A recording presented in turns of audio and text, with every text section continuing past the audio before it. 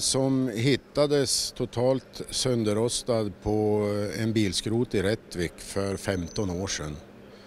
Och det var en stockholmare som tog reda på bilen och började ett projekt med att han taksänkte den. Sen var det stopp där. Sen är det en kille från Skara som håller på inom dragracing och bilar som heter Jan Brag, och det är han som har byggt bilen som den ser ut nu idag. Bilen, ja. Eller bilarna kanske är rätt ord. Den här sheriffen är nämligen ihopsatt av 27 olika bilar med delar lite här och där.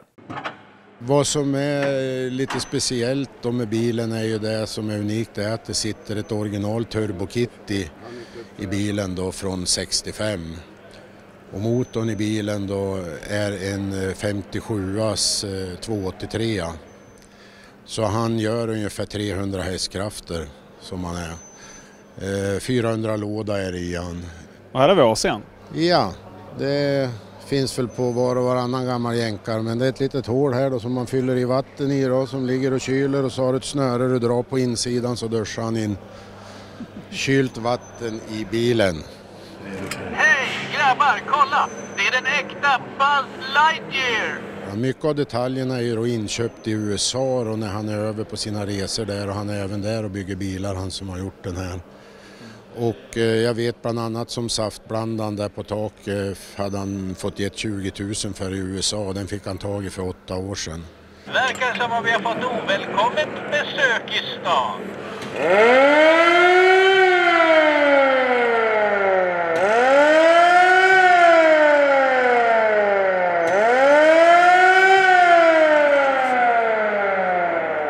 Även syrenen och högtalaren som är på fronten här kommer också från USA.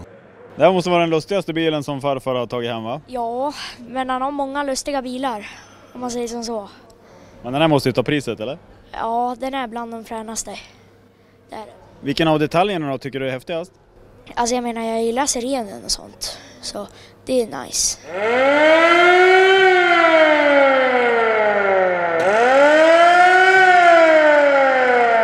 Den här lille fan som sitter där bak då? Ja, det är gamla minnen. Buzz, ditt rymdskepp, det är här borta.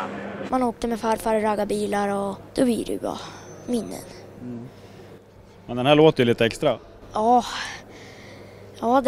den låter gött. Och sen har du den här speciella polisantennen som kommer också sitta här på sidan. Kommer också från USA med den där unika antennförstärkaren. Bara den lilla manicken hade han fått gett 5 000 kronor för i USA. Så att han har letat och gjort i ordning allting utvändigt, och invändigt så har han lite old school patina så att säga. Men 27 bilar, är det inklusive detaljer också? Ja, exakt hur han har räknat och exakt alla 27 bilar det har jag inte i huvudet. Vad som också är lite roligt med är att A-stolparna och främre delen på taket kommer från Volvo Amazon. Och framrutan är en Volvo Amazon som är klyven på mitten så att det är delad framruta. Det är också en ganska unik grej. Sen är det mycket sådana här grejer att hjulhusen kommer, tror jag var från någon 54s Björk. Jag har inte allting i huvudet, jag har allting uppskrivet, men det är mycket sådana här små detaljer i alla fall. Men 27 olika bilmärken ska vara representerad på bilen då. Mycket att hålla reda på då? Ja, det är en hel del. Så jag kanske lär mig med åren att göra det. Nu tänkte jag själv sätta lite egen finish på han med att göra ordningen invändigt då. När du ska skaffa reservdelar då, måste du kolla vilken av bilarna det är som saknas då? Ja, jag får väl göra det, eller löska redan när jag kommer dit här så att säga. Men det får vi ta det problemet då.